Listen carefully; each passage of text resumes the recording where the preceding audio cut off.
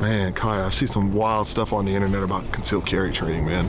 Yeah? Yeah, like weird stuff. I wish there was somebody who could show us like how to really do it. Yeah, that'd be good. I mean, someone who like literally had law enforcement like responsibilities. Yeah, I wish. I mean, someone who even like taught federal agents at a federal level. I agree. I know, man. If only we could find somebody. That's crazy.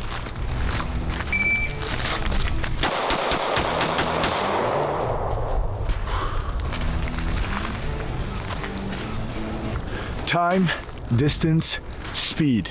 Let's talk about how to train with your CCW weapon.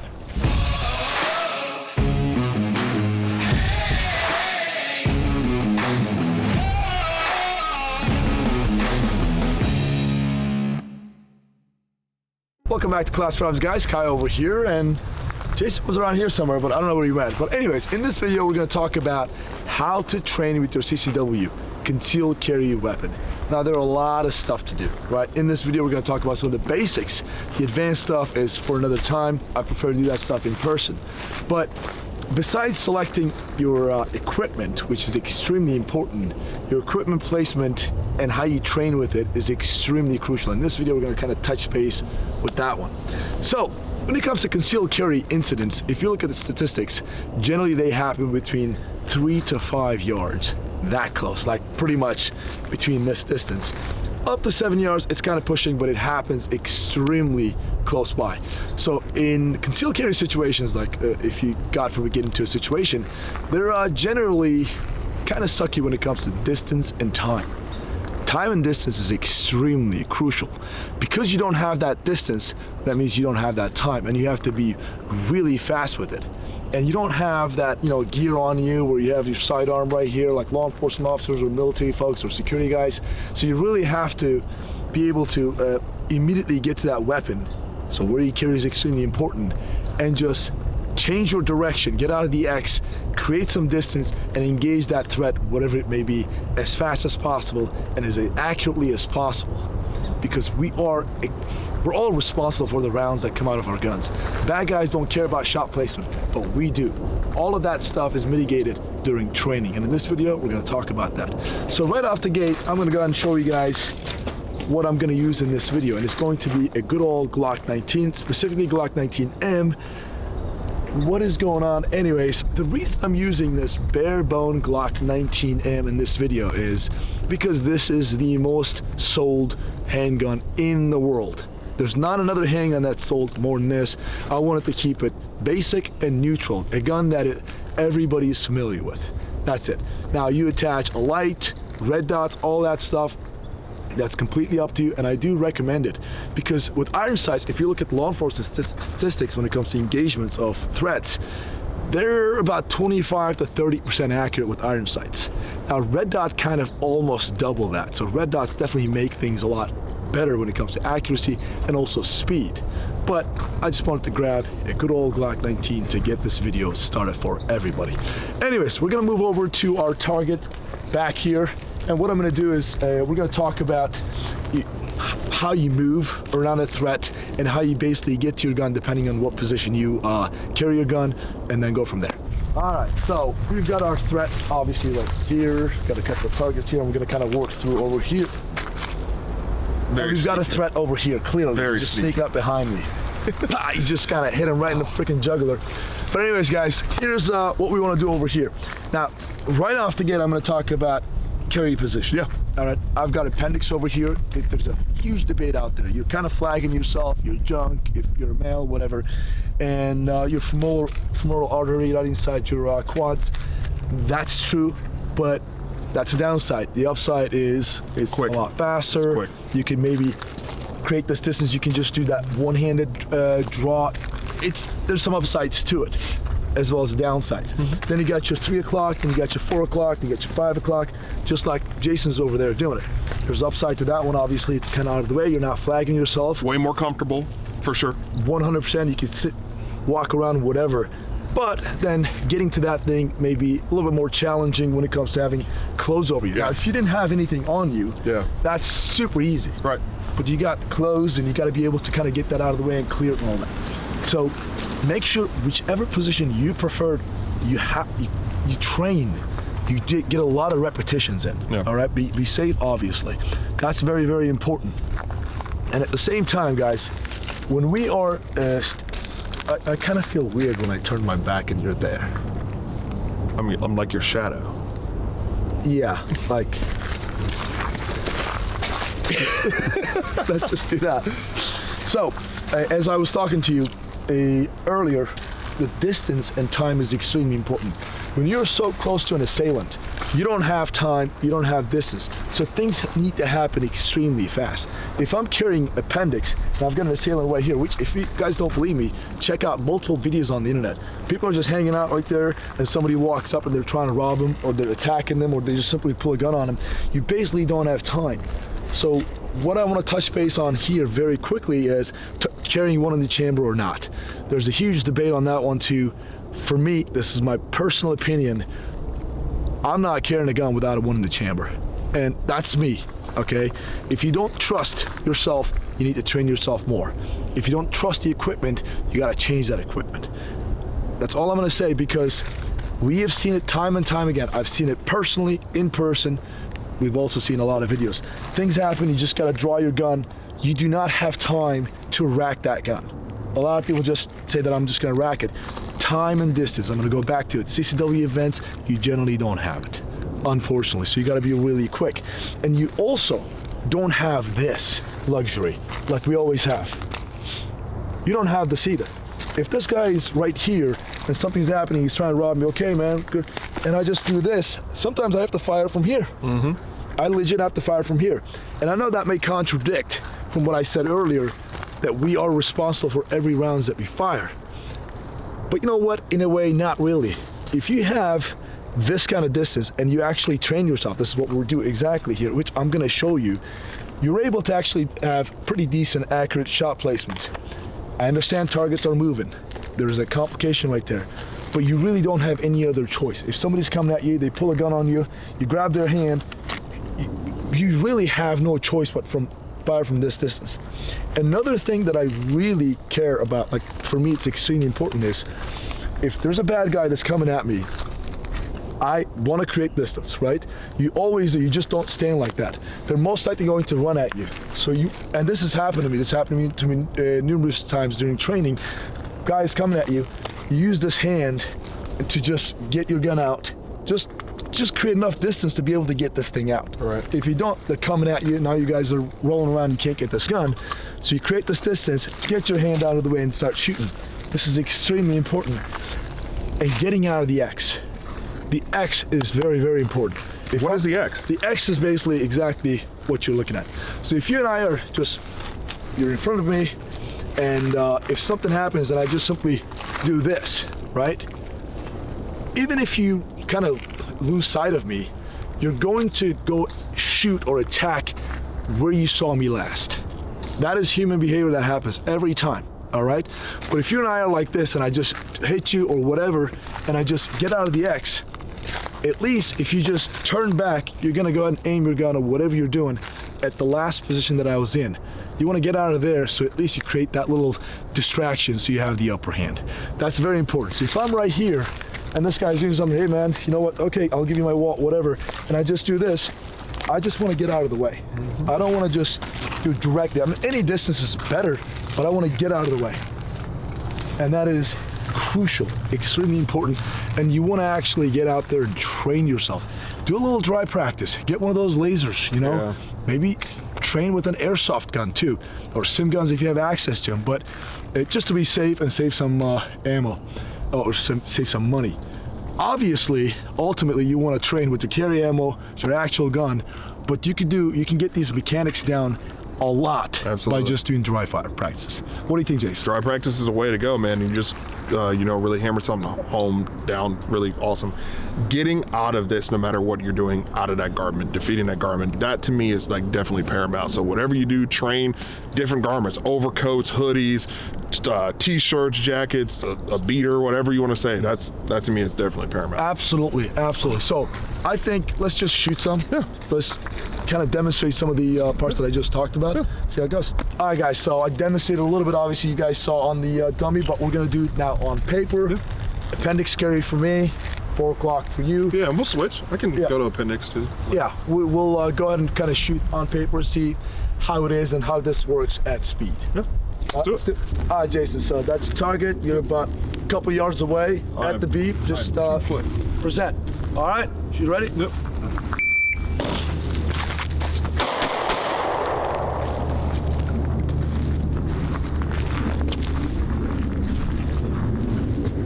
Nice. All right, Jason. Yep. One more. Yep. You ready? Yep.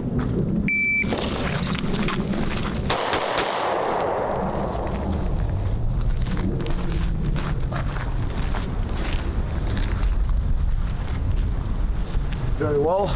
All right, now I'm gonna try this over here.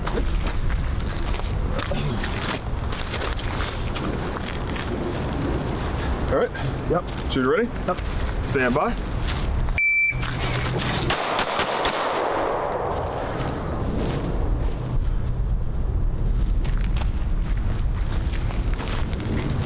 All right, and guys, Let me get some perspectives for time. That's 207. So it's 4 shots, 1, 2, 3 in the body, 1 in the head. there you go. And when you holster, this is extremely important. I've got a shirt that's coming out, I got a hoodie. This is very important for your safety. You have to look inside the holster, make sure it's clear. All right, you have to physically look, finger off the trigger. I like to put my thumb in the back of the backplate area and just, that's it. And then cover it, good to go. Now, if you guys notice, me and Jason, we look around. So we engage the target. We're trying to simulate this as if we engage somebody, the person probably fell down, no longer a threat. That's why we stop shooting, because we shoot till the threat is down, incapacitated, right? They're not moving, they're no longer a threat. And then, because of these high stress situations, everybody gets tunnel vision. Right. And how you mitigate tunnel vision is training, by doing what we do. If there's one bad guy, there could be 2. If there's 2, there could be 3. So you always want to look around, see what's going on. Also, you could be perceived as a bad guy by somebody else. So you want to know what's going on around you and kind of open that tunnel vision. So you engage the bad guy, he went down. So I don't want you to just look around right away before you identify that this threat is no longer a threat, because that is the priority. Everything else is secondary. So once the priority is down and you no longer perceive that to be a threat, now you have to identify, you have to check around, see what's going on.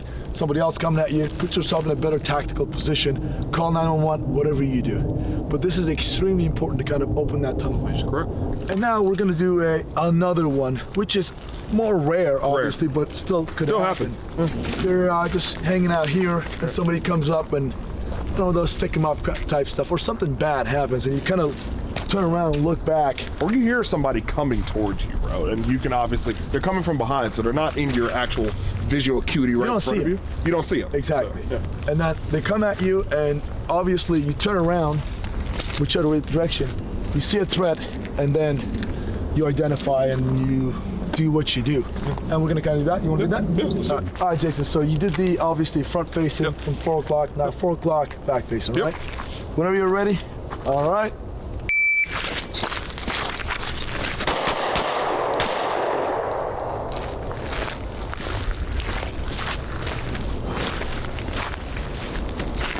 Good to go? Yep. How's that feel? Pretty good? Pretty decent. I mean, obviously you've got less time to react, right? Because you're coming from behind. You don't know what's going on, and for you, once you see that it is a threat, you really got to really focus in on it. You're changing directions. You got to make sure you don't sweep anybody or anything going around. So there are some different factors that go into this one. Yeah. So muscle memory, everything when it comes to CCW training, tactical training, anything, everything is muscle memory. I pay attention to that all the time. I follow the scientific data on this all the time. It's actually one of those things that I nerd out on. Guys, everything you do in training, that's how you're gonna fight in real life, period. If you don't have any training, then you're probably gonna freeze, follow your intuition, and that's probably gonna jam you up sometimes. So one of the things that I really don't want anybody to do is to disengage. Like, I did this, right? So pop, like this, and then I just do this. You see those people, right? They just, timer goes off, pop up, go back in the holster. Pop up, go back in the holster. Why? Why are we going back to the holster so fast? We have all the time in the world. If I'm engaging, even I'm shooting at a paper or steel, doesn't matter. Pop up, I'm shooting, and that's it. I want to still stay here. I want to build that muscle memory that if I get into shooting, just because the threat went down, doesn't mean that threat is no longer a threat. I don't want to just have that false sense of security and just pop up, he fell down, and the next thing you know, I'm getting rounds from the ground or from another person because I disengage so quickly. So don't be too quick on disengaging from your threat. Make sure that it is no longer a threat. Make sure that you're no longer facing any type of threat before you disengage. That is very, very crucial. Anyway, so now I'm gonna go ahead and do the same thing that Jason did with facing my back right here. All right, Jason. Yep. There we go. Yep.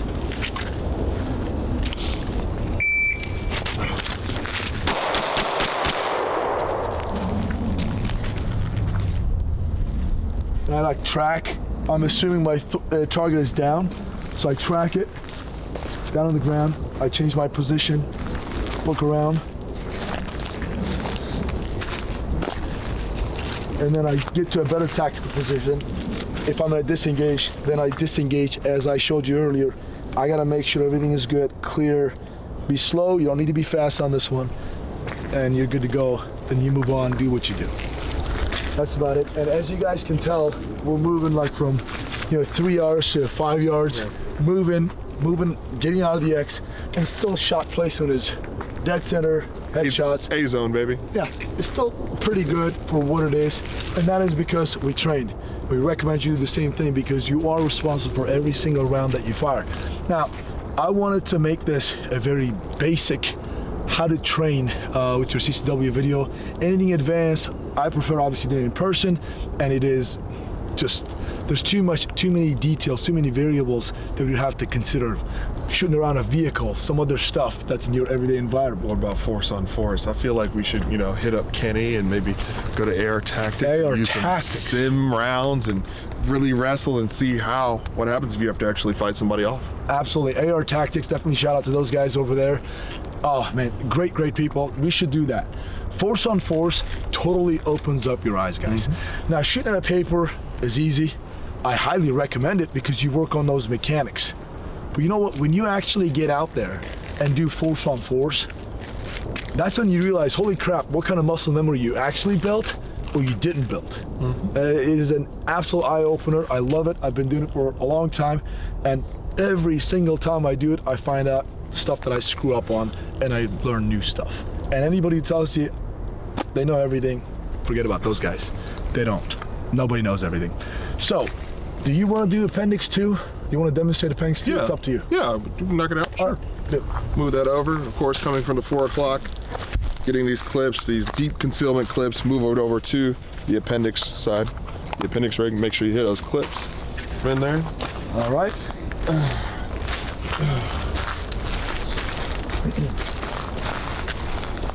So sometimes we ask people like, hey, you know what? Just train with one way that you know. And Jason has 2 different positions, but he actually actively trains on both. So he's just as fast on both, and he's going to demonstrate that. Jason, you ready? Yep.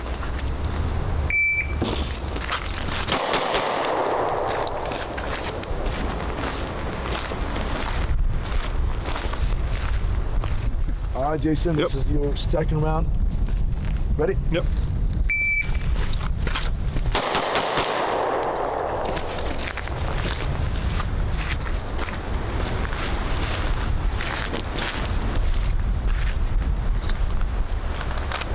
Go. That's good. And lastly, I'm going to touch base on this one. Again, this is extremely important, and I highly recommend you train on this one, is this. Like, sometimes just because you hit the person, you come back, doesn't mean the person's just going to stay there. They'll literally be on you if they're coming at you. You'll find yourself in this position. I have. During force on force, I find myself in this position legitimately multiple times. And the person's coming at you, you really have to. I've actually got a video of me doing a traffic stop scenario where I am shooting absolutely in this position. This is the position I'm just pop, firing and hitting the person. Obviously, sim rounds.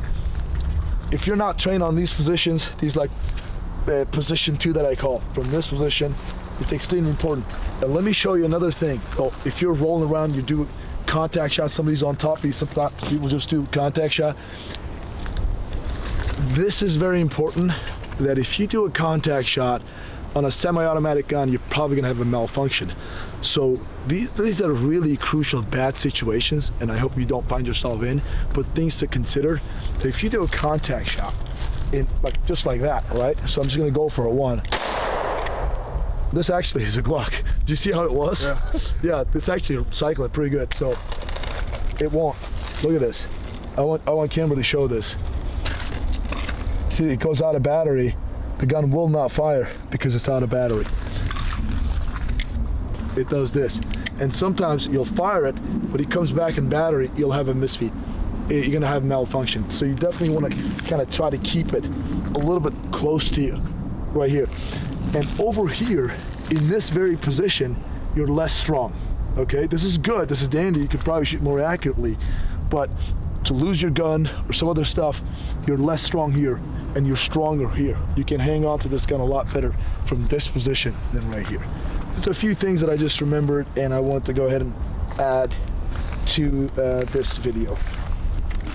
I feel like we should end on a high note. Bill drill. What is it? Oh yeah, you want to do it? Let's do it. For those who are watching this and don't know what bill drill is. Yeah, a bill drill is 6 rounds under 2 seconds, or close to 2 seconds as you can get it. And that pretty much simulates a situation where if you had somebody coming at you, you could actually potentially stop it there, hopefully. So Yeah. 30 degrees. Let's do it. let's do it. You ready? Ready.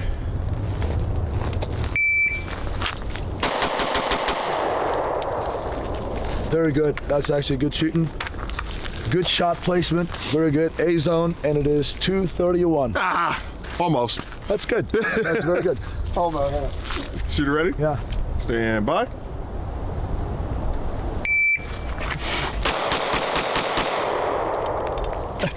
There you go, 253.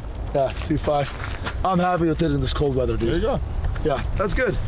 All right. So, guys, where's Jason? Why are you staying behind me like that, man? I'm just focused on the target. Sorry. All right. Well, I hope you found this video valuable. Again, I try to touch base some of the basics, but these basics will save your life. It's extremely important. You gotta get out there and train these mechanics over and over and over and build good muscle memory. Yep. Not bad stuff. Do you have anything else to add? Dry practice, dry practice, dry practice. When you do dry practice, obviously empty mag, empty gun, no ammunition in the room whatsoever. So get those reps in, solid stuff. That's it, guys. Let us know your thoughts in the comment section.